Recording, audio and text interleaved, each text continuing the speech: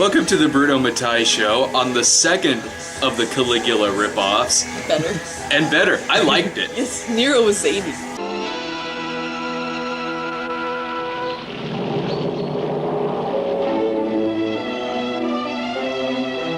Actually, I gotta say really quickly, and it didn't even occur to me until a second ago, this is actually the first Bruno Mattei movie I ever saw. That I had ever seen. Yeah. Well, plus this one he was actually credited as Bruno Mattei, not the director. For writer and editor. It was when you see that. Well, when I first saw it, I wasn't aware of who he was. When I first saw it, I had gotten it on like a bootleg VHS with Caligula and Messalina. With Caligula Messalina and like Caligula the Untold Story, I think Caligula Reincarnated as Hitler. I ordered it, like, it was in high school, I ordered like all these bootleg tapes on like the Caligula knockoffs.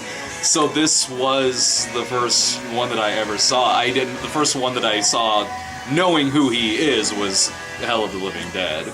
Like, I don't think it was until like kind of well after Hell of the Living Dead that I realized, oh! Okay, he did that Nero movie too. Well, alright, that movie was pretty cool. Well, that one more than like the other 2-for-1s he's got, it makes a little sense to box them together, because we decided that it's practically like a sequel. So yeah! Even like the guy who played Claudius was the Claudius, same actor. Claudius is the tie. He completes it. Don't ever worry about your mother, Nero. My sister tells me that she plots against me. You think there's truth in it? Don't tell me you know not. My throne. Your loving mother is ambitious for you. He makes it feel like a sequel. And Yeah. other ones that are, you know, the two SS Girls, Women's Camp, you know, Nana Manza, Other Hell. Some of them would use like the same sets, especially the two nun ones, would use like the same sets. So yeah, they would even have some of the same actors, even Violence in a Women's Prison and Women's Prison Massacre. Some of the same actors, but they never would feel like sequels, because usually they'd be playing a different character. But this one, yeah, you're right. It has the same sets, which we've seen before, but in this one, it does feel like a sequel, and it's Claudius. It's the tie with Claudius. And it kind of even just picks up where the last movie left off. You know, it's Claudius after. It's like 20 years later, because Nero's now in well, he's supposed to be 17, so okay, it's like 10 years later. 1735. Yeah, God, my ass, he's 17. He's acting like he's about as 17 as Wahlberg in Boogie Nights. Come on, he looked way young in it. No, it's destiny! I hate Rome and everything in it. Oh, Rome! It's disgusting!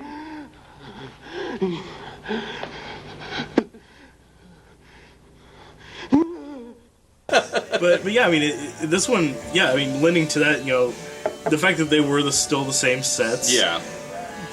Makes sense. Sure. There were a few other. There were a few different sets. Well, yeah, there's Just not like a lot for the more. most part, like that. Yeah, there's that not a lot more pool like and, like, the outdoor throne room. sets. Yeah. But but then even like just like some small things like the dwarf that they had kind of in their court. Yeah, maybe that was still the same. I mean, I'm sure it was. I mean, I don't think it actually came out and said like this is the same.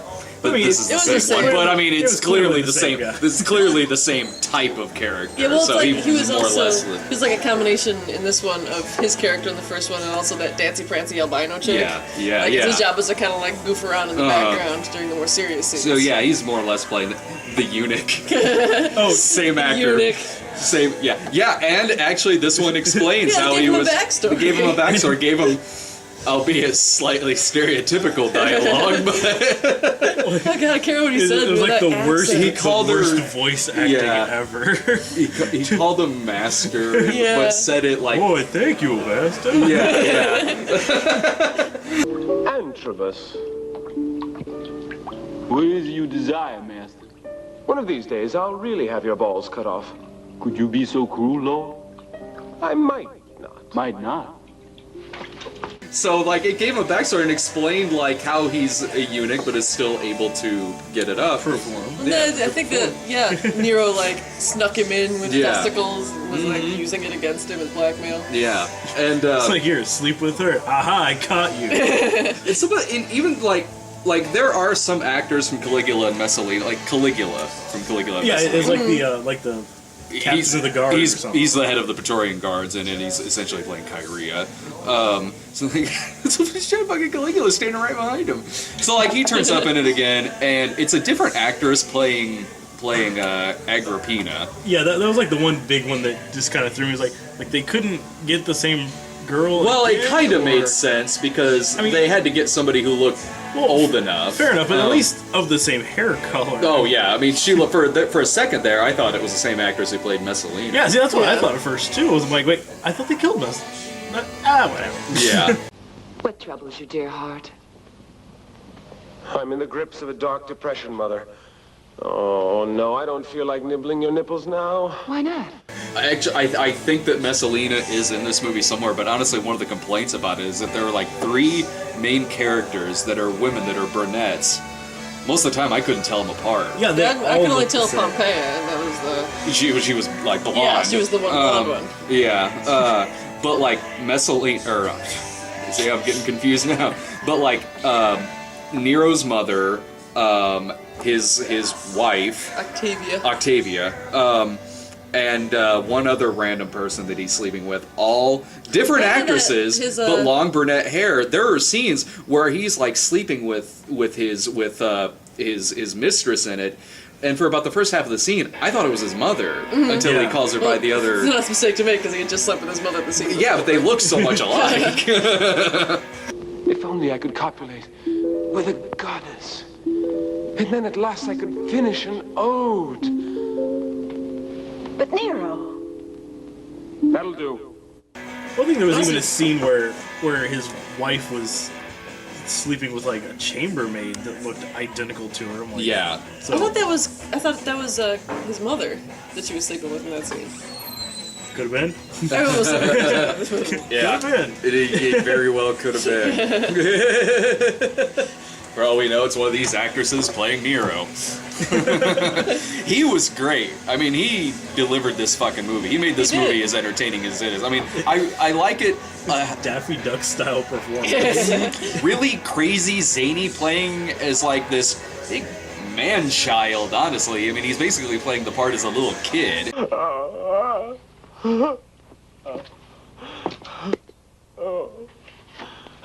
I'll put Rome to the torch if you will give me the order, Caesar. Oh, then I can write a torch song. Oh, Titulinas, I think all my bones are broken. Which I think really works because it seems like he's not, even though the movie is a Caligula ripoff, I mean, it's about Nero, but it's going beat by beat. Yeah, by a couple beat. of the scenes were like even the same lines. Yeah, using the same lines. Like, they treat because when the movie first starts, it's reenacting the opening from Caligula with Caligula and Drusilla frolicking. They do that in this one with And it was Nero with his mistress. Yeah, and then Claudius is still emperor, and he first meets up with Claudius, who's in the swimming pool with his little fishes. he called them fishes, too. I'm seriously sitting there like, Claudius was one of the good emperors. He was not Tiberius. Claudius is basically Tiberius in this movie. Dear little fishes, drink with me. Do my little fishes please you, Nero? But what I like about Nero in this is that even though it is kind of going like, at least in the first 40 minutes of it, it's kind of going beat by beat by beat of Caligula. Even like having the guy killed who took an antidote. It does that again. It even did the same method of death by like tying off his wing and then stuffing him full of wine. Yeah. Oh yeah, how they killed the guard in Caligula. They do that in this one. But anyway, I mean, he's playing a different kind of crazy, which I think really helps. Whereas the guy in Caligula Messalina was just. It was a little bit like he was doing it a little bit more of like almost like a sinister style crazy, like you have to be kind of nervous about that Caligula. But yeah, Nero, I mean, it was bordering on slapstick.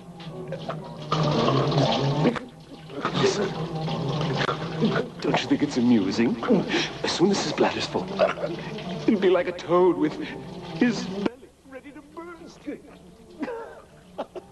Yeah, he really brought so much to this role. Like he'd jump out and like sort of like playing his lyre. Oh and my get God, mad, that just was like great. throw it away. Yeah, like he composed like little songs. I think that actually made it a little more sinister, you know, because it was like, oh, you know, wacky I'm guy, such a and then he good like kills a bunch of I'm people. burning Rome. Why is no one dancing? And his stuff in it is so terrible, and they use it to. They call him out on it too. They call him out on it being so terrible, and like, even like the opening with Claudius Tiberius, instead of like making like in Caligula where he made Caligula dance. In this, it's like recite one of your poems.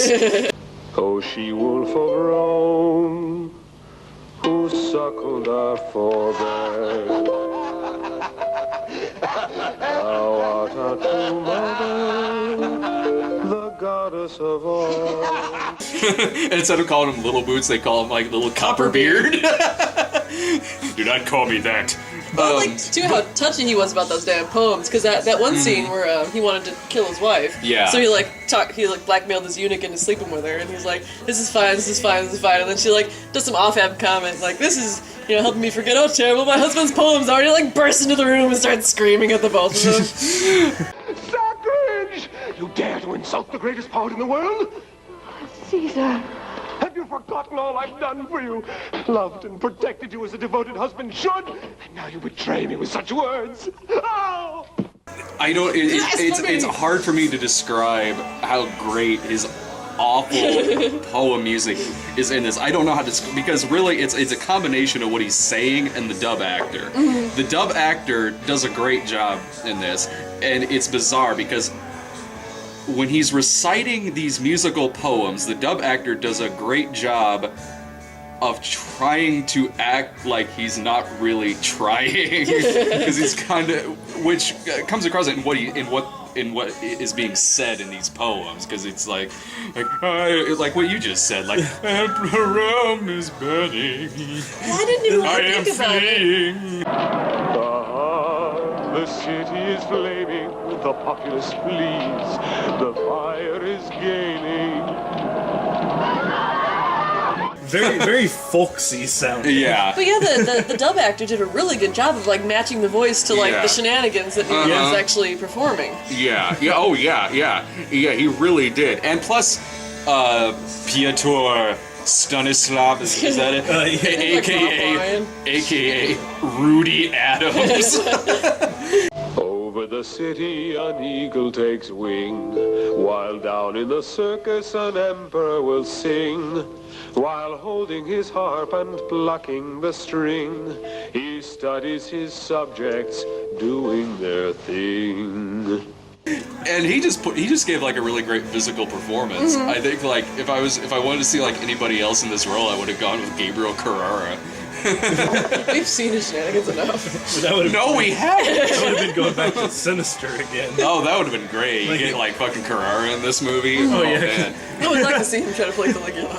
Oh, that would be great. Oh yeah, I think he'd be too intense for it. Like, it's like there's no way they could kill him. He's too fucking good. He would be very much the same kind of Caligula that like David Brandon was in Caligula: The Untold Story. And again, like David Brandon was incredibly dark and sadistic, and because of that, it's like they had to redo how he's killed at the end of it. At the end of Caligula: The Untold Story, he isn't killed by like just guards who ambush him like that. I think he's standing on the beach and there's like a arrow fucking archer sniper who gets him like in the neck. Well, I think what I like That's about totally how it happened. what I like about Gabriel Carrera is the same thing I like about Rudy the guy- Adams. Yeah, is they both they bring a kind of a joy to what they're Very doing. You know, much they're, so. They're playing it straight, but like with kind of a happy little smile about it. Yeah, he does a great job of playing it straight and not making it granted, there are other things in this movie that make it kind of feel like a comedy. Yeah. But his Especially like the performance, sound effects. yeah, his performance is zany and crazy enough to where it all works with it being like a fairly kind of dramatic exploitation film.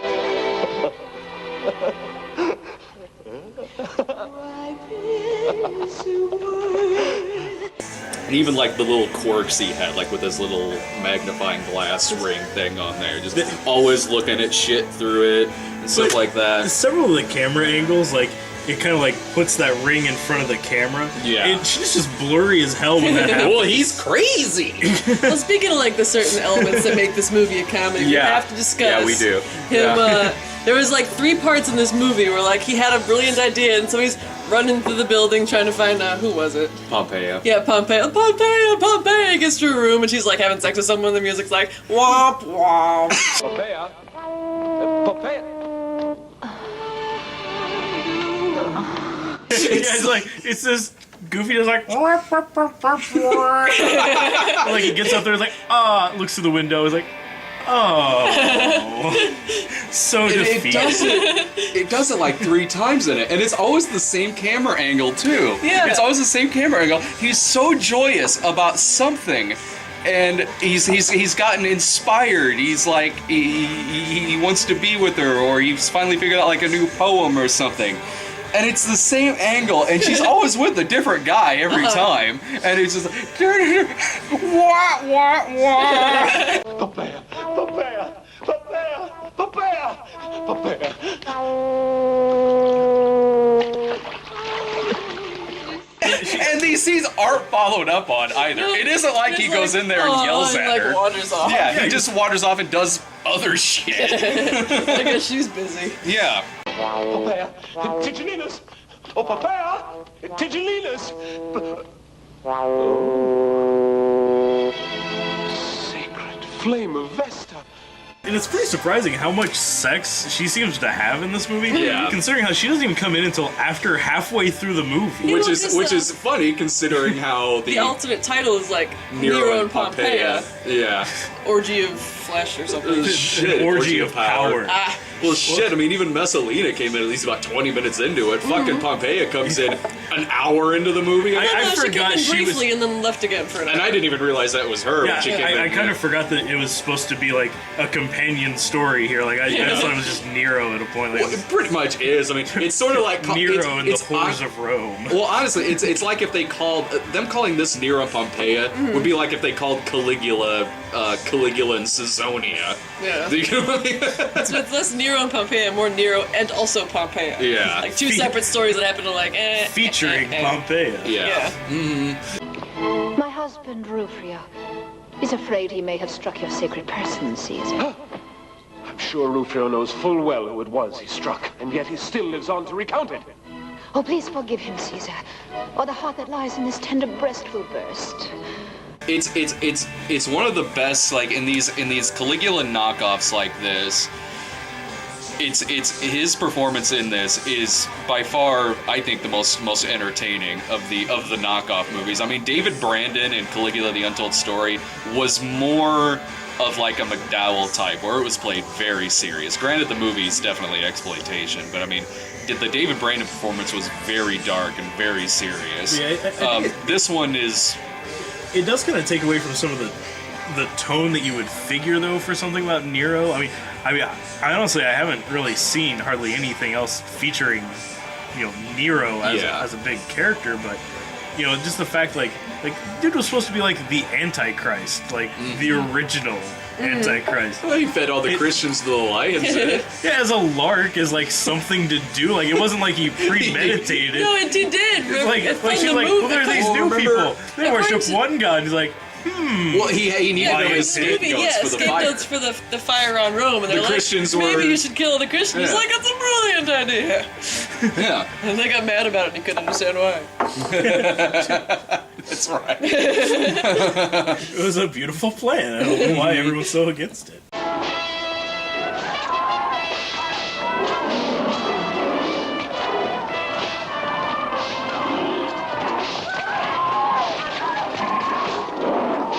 They use stock footage in this a lot less than they do in Caligula Messalina. Yeah. Not saying that they don't use a lot of stock footage And it's here. the same stock footage. Honestly, yeah. it's until like the burning of Rome. There's hardly any stock footage. That was I mean- very funny when Rome first starts burning and it hasn't gotten to the stock footage yet, and all you see is not Caligula, Nero. Nero. You see Nero and the character, the same actor who Caligula fucked in Caligula and Messalina, turns up, and he's telling him like, Caesar, Caesar, Rome is burning. It's like a bright, sunny day out. You hear there's not even sound effects of screaming or anything in the background. I think you actually hear birds chirping in the background. Well, he's just like, in his courtyard. It's like, Rome is burning. Like, over there. Over there, Caesar. And then it cuts. The then it cuts to the footage. Forgive me, Caesar. Rome is on fire. The center and the Palatine are consumed with flames. Oh, you bring good news. A fire. It's what I've been waiting for. At last, I can write my poem. This whole movie is summed up in the last 10 minutes of it. Entirely with stock footage. Yeah, the movie plays out, with the exception of like Nero's death. Mm-hmm. The movie plays out in stock footage. Yeah, and I remember like up to that point, like I say, like we were really commending it on how well it was doing from staying away from that. Because Caligula and Messalina, that was like 50% stock footage. Yeah.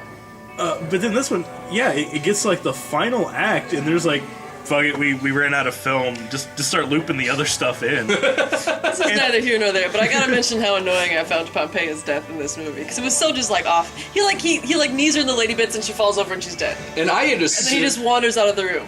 He's supposed to be one of the main characters, and he just like, you're cheating on your husband, knee, and then gone. That's not how it works. Nope. Shattered her pelvis in the crack. I was disappointed that I feel so much better now. I thought I murdered several people at this point. Why? Betray your husband, would you?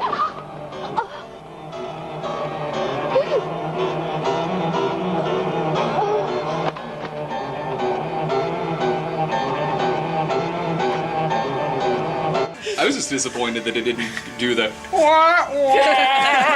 again. Is that it's like Tex Avery, like doink? Yeah, I didn't like you kind of caught that he sort of just kneed her in the crotch. I had assumed that he just stabbed her. Nope, they actually showed him just like. Grr. Yeah, that's what I had assumed. But then he walks away and he's not holding a weapon or anything unless he's got some.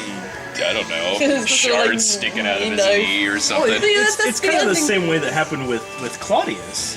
When he died, he was poisoned. Yeah, he was poisoned.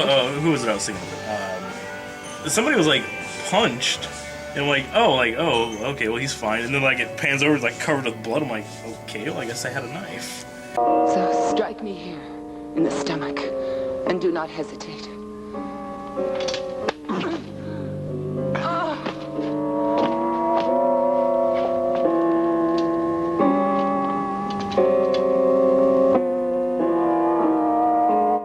He was punched by Nero's big magnetic ring finger thing. But yeah, like the end of the movie, it was a little bit of a disappointment to me, considering how much I enjoyed the rest of it. It was kind of abrupt. You know, they just paraded everyone he's ever met in front of him, and then he died. Yeah. I mean, I suppose. I mean, it's kind of one of those deals where, as much as I like the movie, I was glad when it ended. Mm-hmm. It did feel like it went on for a long time. I mean, the movie's about 100 minutes long. I mean, it is a little too long, and most of that is just padded out with just random orgy sequences. Yeah. Well, not nearly as hardcore in graphical content wise. Yeah, they didn't have like as many little vignettes of two main characters doing it. I thought this one was actually a little more graphic. Sexual-wise. Well, it seemed like there was a lot of sex, but I mean. It just seemed like in the last one, like it actually showed a lot more of like the substance, the meat and potatoes of the matter. This movie did have a lot of the backstory with what they are fucking with. Oh, like I don't remember seeing a whole lot of like dicks or vaginas in this one. Honestly, I did. Like, I saw a lot more cock in this movie than in, Did you? Trust me, I was paying attention. Closely monitoring the situation. Like, I thought that this one was actually a little more graphic than the last one. Yeah, I was noticing more, like, in the bush side of things, more bush stuff. Well, I think it was mostly because Caligula's mouth was so damn hairy. Yeah. Like, no matter what angle they shot her from, you could kind of see what was going on. But, yeah, it did have a lot more of those, like, lesbian scenes. Where it was less actual lesbian sex and more just like two girls like petting each other. Oh yeah, they were totally into it. Completely. Like, trying to kiss each other, like they both have this look like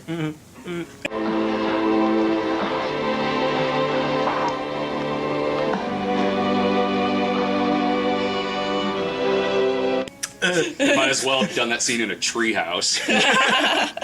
But but like, there were a couple of sex scenes in it where I did notice some crotch shots. But actually, come to think of it, a lot more of the penis display in it was more on the violent end of it. Yeah.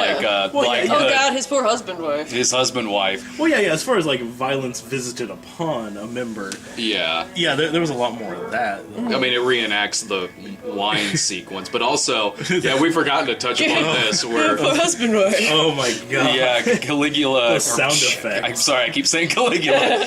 Nero, falls in love with this. It's like a with his death row twink. inmate.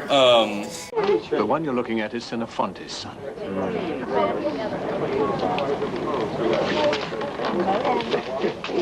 Tigellinus, do you think if I were to lift up the pins? Yeah. Because they have him like on display, and he's like, "Ooh, what's that one? Bring him up here." And Yeah. he's like, "I love you," and they're like, "You can't marry him because he's a dude." And he's like, "All right, then chop off his penis." And they do it for like 5 minutes. Yeah, they're holding him down, chopping off his dick, and then you see him get married. That's like the last you see of that guy. I could only assume he caught an infection and the honeymoon killed him. Well, because I'm glad they actually did the wedding scene, because they cut off his penis and then he just disappeared. I'm like, how's husband wife okay? If he just disappeared through the movie, I would have just assumed that he was dead after that operation. It was not very medically sound, that procedure they did. Oh, they just held him down and chopped him. He was like falling. Like the sound effects were like macaroni being stirred. I mean, it was just bizarre. It's like, Brian, did you accidentally put in the libido mania? Oh, sorry. That out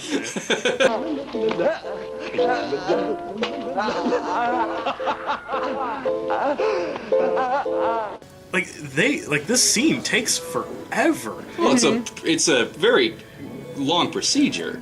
When we watched Libido Mania and actually saw the surgical procedure, it took like 2 seconds, like scalpel. Well, they don't Oddly have enough, this one tools back. This one actually looked a little more realistic. I don't know if it was the amount of bloodshed. I suppose the amount of bloodshed, and plus it was a little darker, it's more darkly lit. Whereas fucking Libido Mania and all the other movies they use that footage in. I found it more creepy just because Nero was in the background singing the praises of this procedure and how awesome it was going to be afterwards over the screams of this poor man.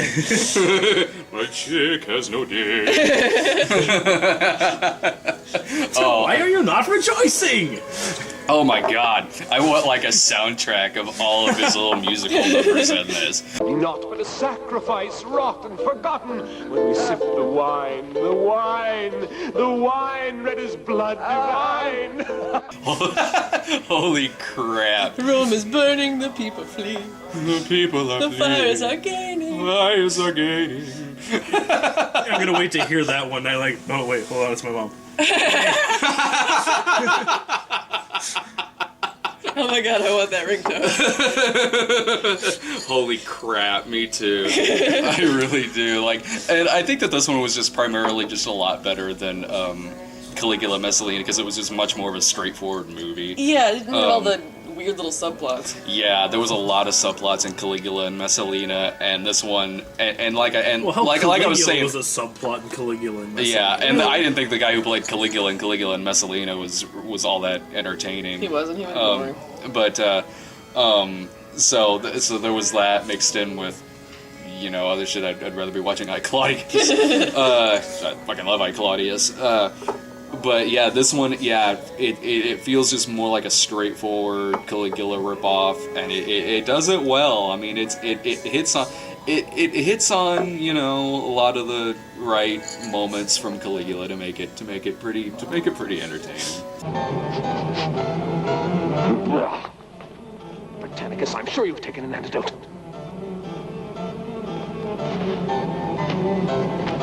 Yes, you have. You've taken medicine to protect you from Caesar.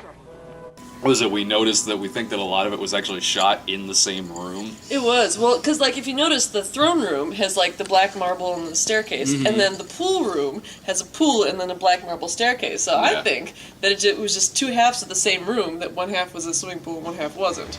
Either that or they just had a big, standing in the middle shooting either side. Yeah. Cover. They just That's what I think, because you could see where like the outline of like the swimming pool would be, and the marble was like significantly darker than like the rest of it. Either or, it was definitely the same room. Yeah, I'd like to assume that's Bruno's guest house. In The fishies were already included. That's his bedroom. Damn right. I want to think that Bruno lived in that kind of house. Well, hell, whenever they cut out to like the balcony that he was on overseeing the Colosseum, Yeah.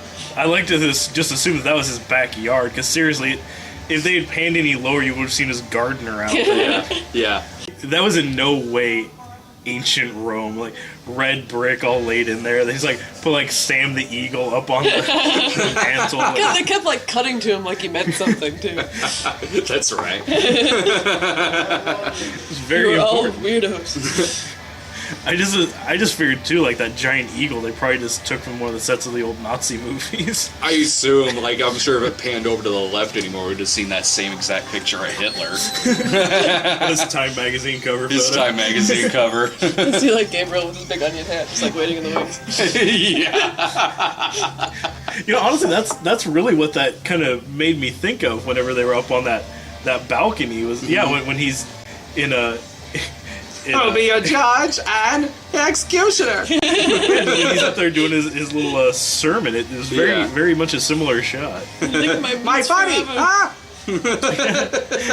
Lick my boots. My boots forever. My boots That is my forever. favorite of his lines. Lick my boots forever, you whore. Fine cunt. You Schweinkunt. Your pants are patched. It offended him greatly. Oh shit, we could do this for hours. Yes. I understand, like in like the nun movies, reusing the wardrobe because hey, they're nuns. Mm-hmm. They look the same. Those fucking shoes again. But like like the insanely awesome like go-go boots that the Romans wore apparently, and like how Nero was literally wearing the exact same wardrobe as Caligula from the last one, with like the black. Like a black muscle shirt with a fucking gold eagle across the front of it. Nah. Like he was going to like a monster truck show. I didn't notice that about Nero and Caligula. The shoes I only noticed because you guys pointed out. I wouldn't have noticed that. Oh, this one was all about those. Those fucking wedges again.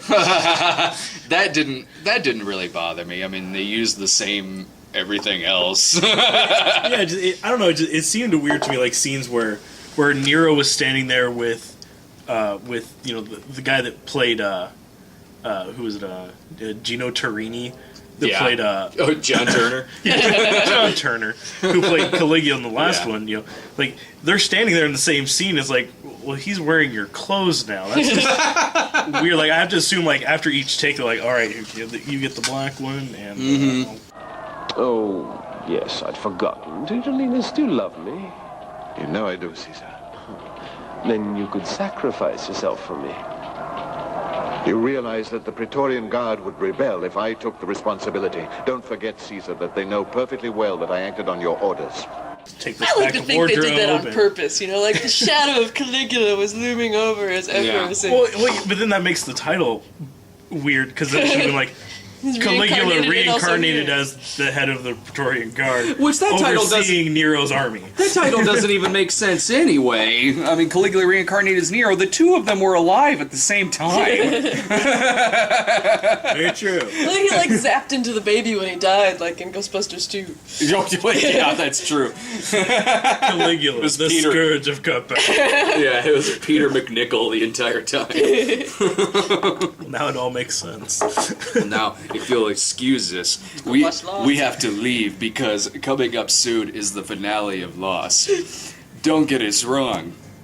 We could sit here and talk Caligula like all night, but there are more important things in life. Dude. That being the end of Lost. It is all that is important in life at this point. Exactly. Make sure Ben's okay. Sarah, spoiler. See you next time. Lo, I behold, and over the city, it's no longer cold.